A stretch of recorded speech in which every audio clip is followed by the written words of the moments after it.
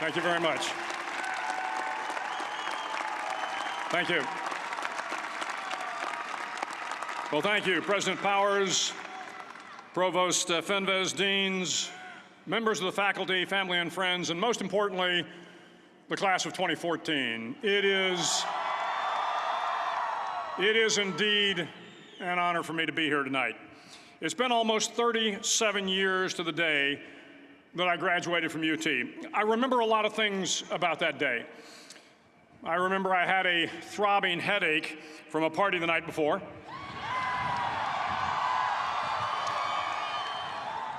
I remember I had a serious girlfriend, who I later married. That's important to remember, by the way.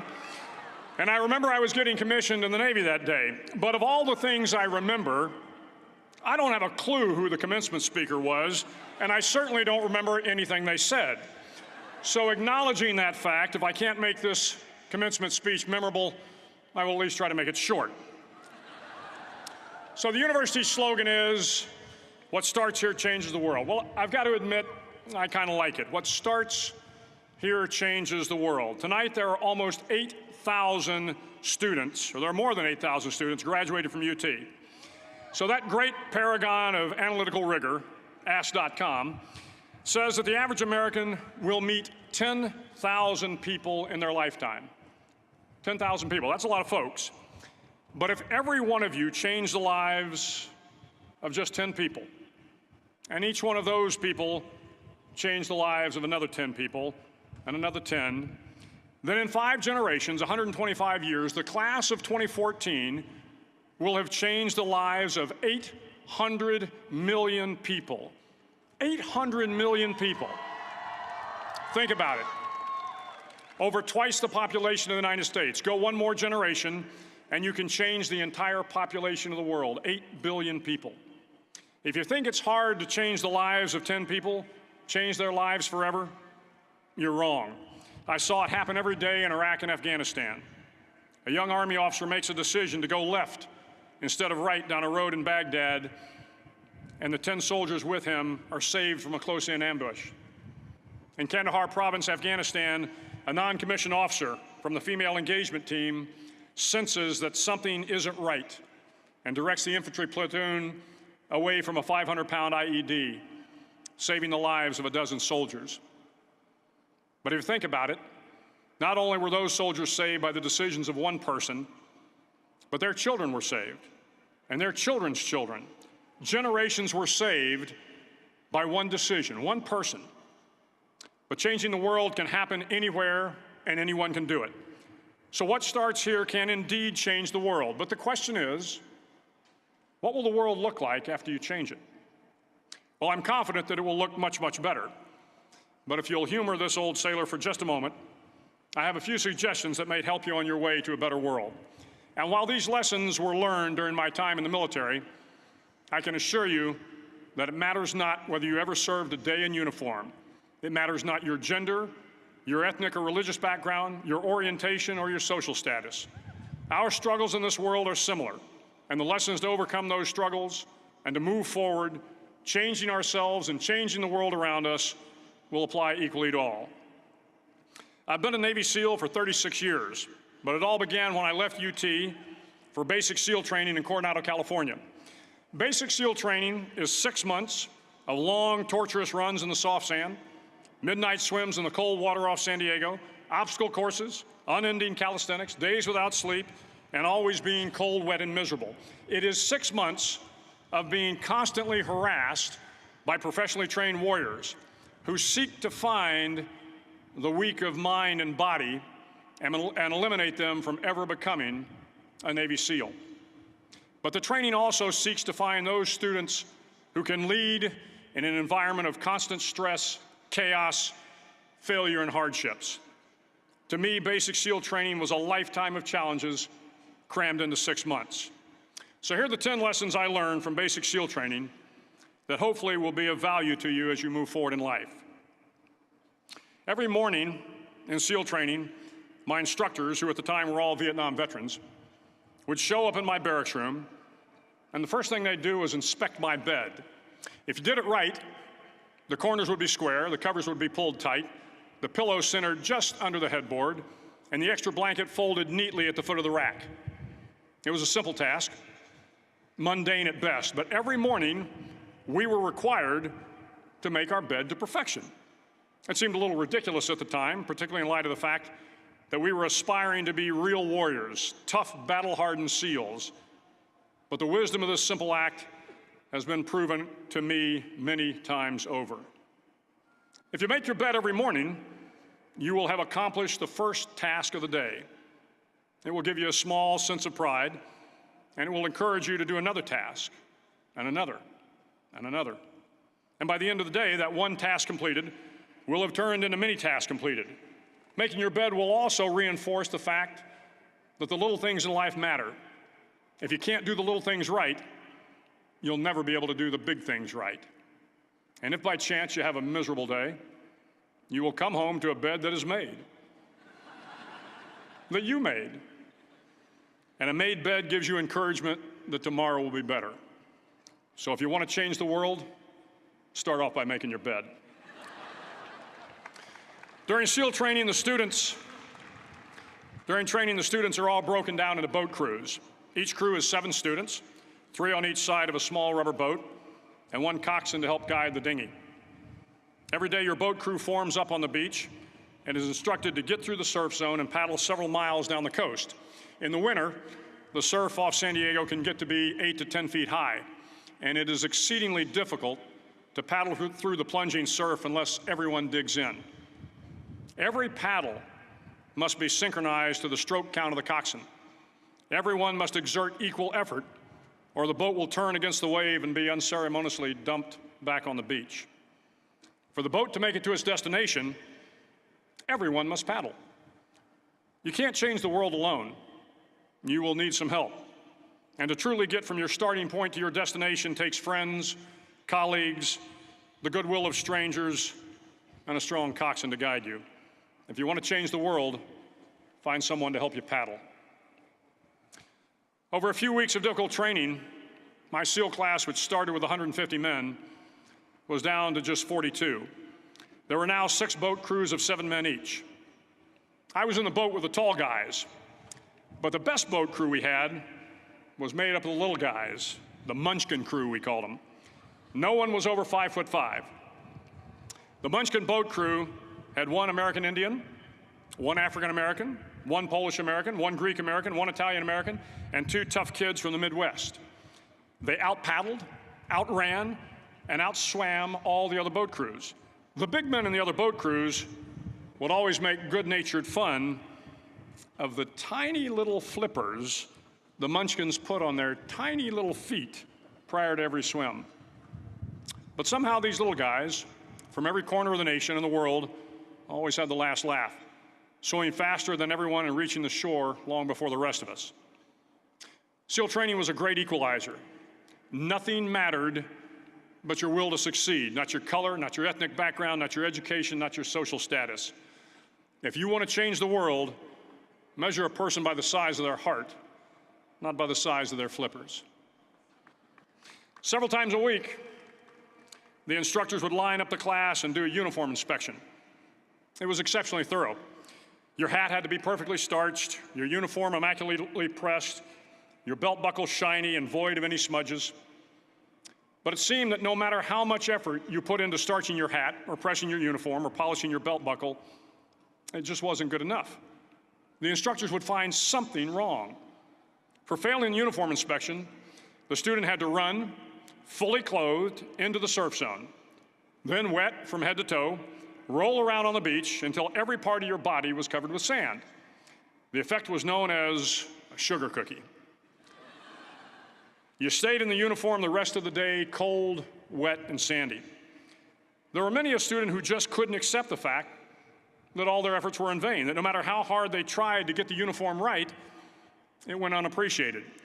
Those students didn't make it through training. Those students didn't understand the purpose of the drill. You were never going to succeed. You were never going to have a perfect uniform. The instructors weren't going to allow it. Sometimes, no matter how well you prepare or how well you perform, you still end up as a sugar cookie. It's just the way life is sometimes. If you want to change the world, get over being a sugar cookie and keep moving forward. Every day during training, you were challenged with multiple physical events: long runs, long swims, obstacle courses, hours of calisthenics, something designed to test your mettle. Every event had standards, times you had to meet. If you failed to meet those times, those standards, your name was posted on a list, and at the end of the day, those on the list were invited to a circus. A circus was 2 hours of additional calisthenics, designed to wear you down, to break your spirit, to force you to quit. No one wanted a circus. A circus meant that for that day, you didn't measure up. A circus meant more fatigue, and more fatigue meant that the following day would be more difficult, and more circuses were likely. But at some time during SEAL training, everyone made the circus list. But an interesting thing happened to those who were constantly on the list. Over time, those students who did 2 hours of extra calisthenics got stronger and stronger. The pain of the circuses built inner strength and physical resiliency. Life is filled with circuses. You will fail. You will likely fail often. It will be painful. It will be discouraging. At times, it will test you to your very core. But if you want to change the world, don't be afraid of the circuses. At least twice a week, the trainees were required to run the obstacle course. The obstacle course contained 25 obstacles, including a 10-foot wall, a 30-foot cargo net, a barbed wire crawl, to name a few. But the most challenging obstacle was the slide for life. It had a 3-level, 30-foot tower at one end and a 1-level tower at the other. In between was a 200-foot-long rope. You had to climb the 3-tiered tower, and once at the top, you grabbed the rope, swung underneath the rope, and pulled yourself hand over hand until you got to the other end. The record for the obstacle course had stood for years when my class began in 1977. The record seemed unbeatable until one day a student decided to go down the slide for life head first. Instead of swinging his body underneath the rope and inching his way down, he bravely mounted the top of the rope and thrust himself forward. It was a dangerous move, seemingly foolish and fraught with risk. Failure could mean injury and being dropped from the course. Without hesitation, the student slid down the rope perilously fast. Instead of several minutes, it only took him half that time. And by the end of the course, he had broken the record. If you want to change the world, sometimes you have to slide down the obstacles head first. During the land warfare phase of training, the students are flown out to San Clemente Island, which lies off the coast of San Diego. The waters off San Clemente are a breeding ground for the great white sharks. To pass SEAL training, there are a series of long swims that must be completed. One is the night swim. Before the swim, the instructors joyfully brief the students on all the species of sharks that inhabit the waters off San Clemente. They assure you, however, that no student has ever been eaten by a shark, at least not that they can remember. But you are also taught that if a shark begins to circle your position, stand your ground. Do not swim away. Do not act afraid.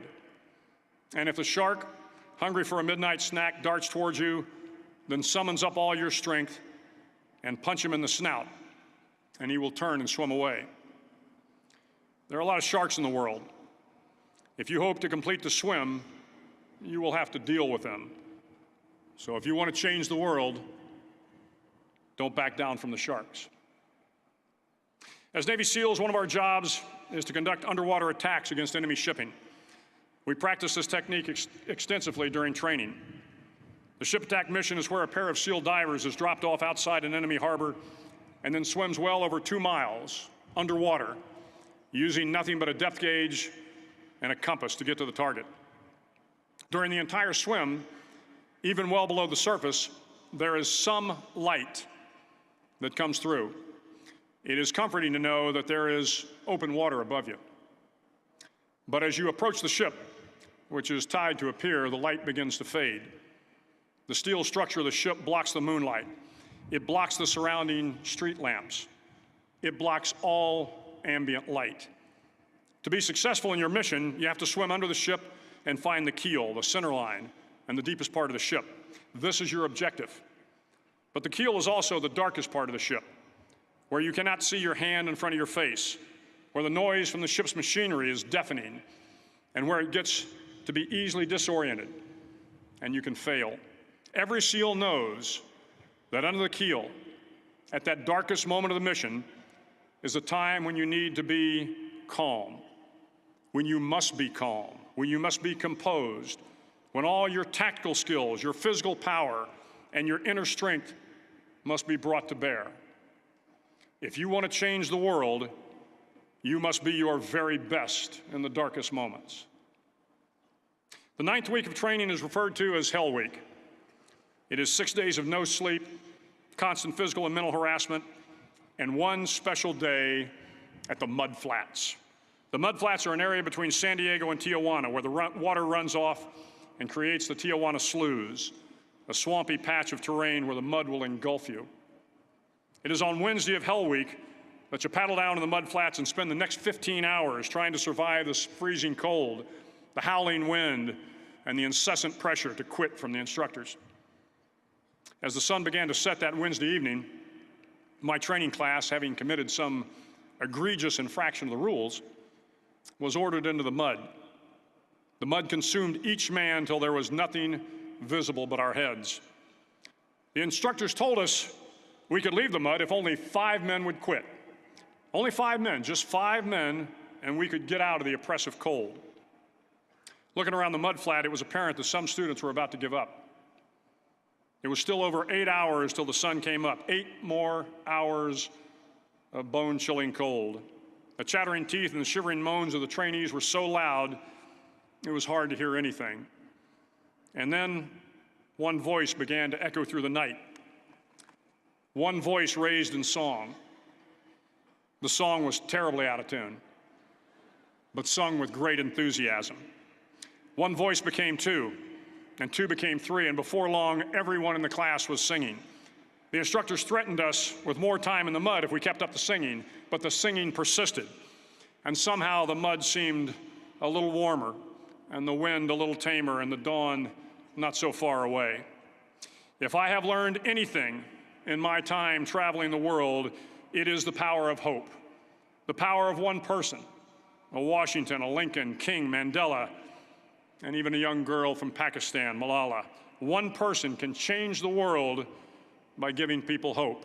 So if you want to change the world, start singing when you're up to your neck in mud. Finally, in SEAL training, there's a bell. A brass bell that hangs in the center of the compound for all the students to see. All you have to do to quit is ring the bell. Ring the bell, and you no longer have to wake up at 5 o'clock. Ring the bell, and you no longer have to be in the freezing cold swims. Ring the bell, and you no longer have to do the runs, the obstacle course, the PT, and you no longer have to endure the hardships of training. All you have to do is ring the bell to get out. If you want to change the world, don't ever, ever ring the bell. To the class of 2014, you are moments away from graduating, moments away from beginning your journey through life, moments away from starting to change the world for the better. It will not be easy, but you are the class of 2014, the class that can affect the lives of 800 million people in the next century. Start each day with a task completed. Find someone to help you through life. Respect everyone. Know that life is not fair and that you will fail often. But if you take some risks, step up when the times are the toughest, face down the bullies, lift up the downtrodden, and never, ever give up. If you do these things, the next generation and the generations that follow will live in a world far better than the one we have today. And what started here will indeed have changed the world for the better. Thank you very much. Hook 'em horns.